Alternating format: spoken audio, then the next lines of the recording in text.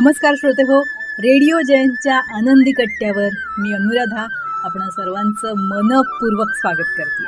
श्रोते हो, वर्षा ऋतू, पावसाळा सगळ्यांनाच भावणारा, पृथ्वीवर हिरवाई पसरवणारा, आपलं अन्नधान्य पिकवण्यासाठी आवश्यक असणारा असा हा पाऊस.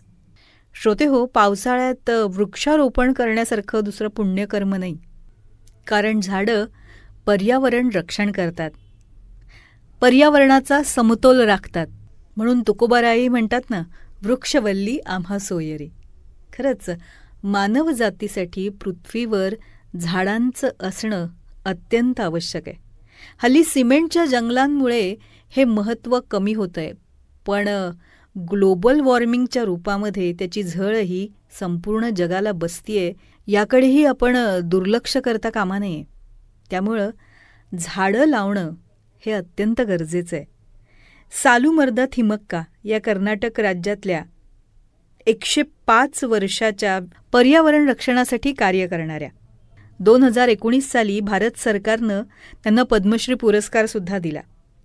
BBCच्या 100 प्रभावी पर्यावरणवादी महिलांच्या यादीमध्ये त्यांचा समावेश आहे. 8,000 पेक्षाही जास्त झाडं लावून त्यांनी त्याचं उत्तम संगोपन केलं आहे आणि या कामाबद्दल त्यांना नॅशनल सिटिझन अवॉर्डसुद्धा देण्यात आला. याच थिमक्कांच्या कार्याविषयी विस्तृत माहिती देणारा आनंदी कट्टा आपण रेकॉर्ड केला होता आणि याच आनंदी कट्ट्यासाठी रेडिओ जयंतचे नियमित श्रोते विवेक करंजीकर यांनी एक फार सुंदर कविता करून पाठवली, ज्यामध्ये वृक्षारोपणाचं महत्त्व आणि थिमक्कांच्या कार्याचा गौरव केलाय. ही कविता आजच्या आनंदी कट्ट्यावरून तुमच्यापर्यंत पोहोचवतेय. झाडे लावा झाडे जगवा देऊन मोलाचा संदेश. झाडे लावा झाडे जगवा देऊन मोलाचा संदेश. थिमक्कांच्या कार्याने मग उजळून निघतो भारत देश. एक झाड ते समर्पणानं प्रत्येकानं लावावे. एक झाड ते समर्पणाने प्रत्येकानं लावावे. तेच रक्षील पर्यावरण मग सूत्र हे ध्यानी घ्यावे.